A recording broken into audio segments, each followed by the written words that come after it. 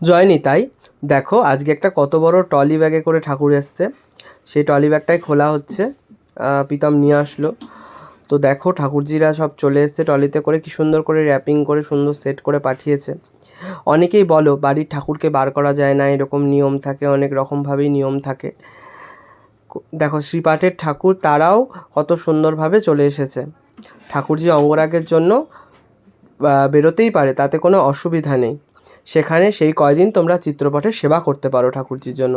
দেখো জগন্নাথ, বলরাম, সুভদ্রা, নিতাই, গৌর, গোপাল এসেছে এবং একটি খুব সুন্দর সাবেকি একটা যুগল এসেছে, ভীষণ সুন্দর। মানেশ্বরীর কৃপাতে আমি যতটা পারবো সুন্দর করে ওদের অঙ্গরাগ করব। আর তোমরা যারা ভাবছো তোমাদের বাড়ির বিগ্রহকে এরকম সুন্দর করে অঙ্গরাগ করাবে, প্লিজ তাড়াতাড়ি কন্ট্যাক্ট করো। নাম্বার আমার ক্যাপশনে দেওয়া রইলো, সেখান থেকে তোমরা নোট করে আমাকে হোয়াটসঅ্যাপ করো।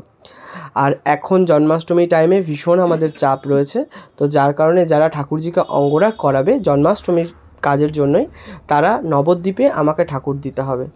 নবদ্বীপ প্রাচীন মায়াপুর রামকৃষ্ণ মিশন স্বাস্থ্যকেন্দ্র, এখানে আমার বাড়ি। এখানে এসে আমার বাড়িতে এসে ঠাকুরজিকে দিয়ে যেতে হবে অঙ্গরাগের জন্য। জয় নিতাই।